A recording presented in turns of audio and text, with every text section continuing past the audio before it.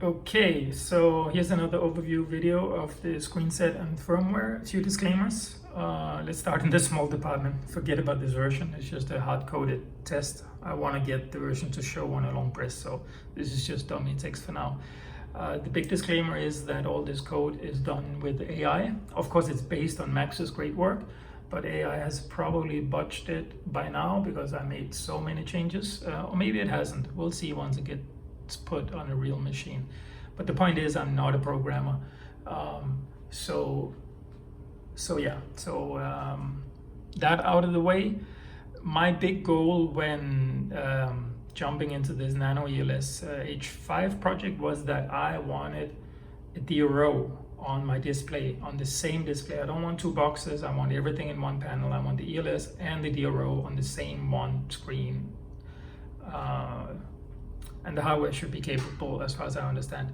Anyways, I have a second-hand magnetic read head and a bit of magnetic tape. It's hooked up. I don't have an X stepper, so that helps in this iteration because now the X has no stepper ELS kind of like input. It's all from the read head. So this, I was very happy when I saw this finally working out. Thank you to AI.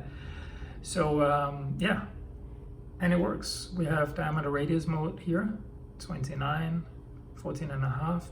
We have incremental. So we were at 29 before, right? So let's try to add something.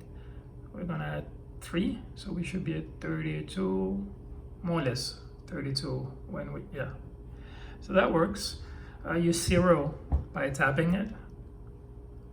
And then, of course, to make real-world use of this, you have to be able to set a known diameter. You take a skim card along the Z, and you input the value that you measure with calipers or micrometer. So you do that by long tapping. You get prompted to set a diameter. And let's say it was 23.45. Boom. That's nice, huh? I don't have a tool table in here. I think that's next level. I may not need it. Probably would be nice to have, but again, I don't know how botched the code is at this point, so maybe better to stop before I add too much new stuff. Yeah, I think that was the DRO. I can do the same on this external Numpad. So short press gets me to the prompt. So let's say this was a even thinner piece, 6.2 millimeters. There we go. The Numpad still works as before. Long press on the same button, then we get prompted to set a pitch, not a diameter. So let's set a 0.8 pitch for an M5 screw, I guess. Everything else works. Scroll through mode, jogging works, increment works, hold down on plus minus works, as does single tapping it. I also now have an encoder, and the idea is that if you're in either gear or asynchronous mode, it will work as a fine feed or power feed quick adjustment. Disregard this one value jumping, it's just when I can't hold this one steady. So if I start spinning this one now, it'll immediately go to the high end of this is a constricted value or constrained value. This one only works between 0 and 0.5 in 0.005 increments, which may be too fine a resolution, but 5, 10, 15. And then I think this might be the range where we tend to do like a very fine feed and maybe a bit more of a rough feed. But the idea is that if I'm just doing general turning along the Z, I can easily make adjustments. I don't know if I can make them on the fly.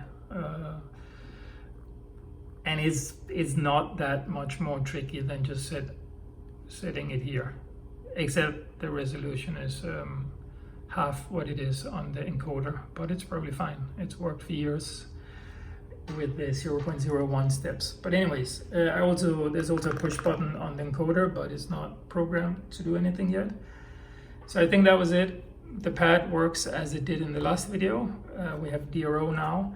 So I have to admit the screenset is more going down the path of what I need. I don't know how many do not have a stepper but have an X stepper but need a DRO.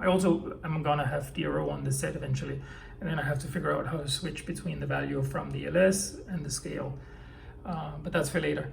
But yeah, so this is becoming more and more my personal firmware and screenset, and may not be so interesting to others. That said, I do have a bit of a plea or hope that maybe one day someone who can actually program and know what they're doing has a need for a combined ELS and DRO, and maybe, just maybe, they wouldn't mind taking a look at this code that used to be Max's, but AI has probably butchered by now. But it would be pretty amazing if someone who knew what they were doing would take a look at my latest version and see how it can be tidied up and made more safe if it's unsafe. I actually don't know yet because it's only on the bench. Anyways, that was it. I have DRO working, it seems, which was a big one for me. And I'm pretty happy with the Numpad, and all the touch functionality still seems to work. So yeah.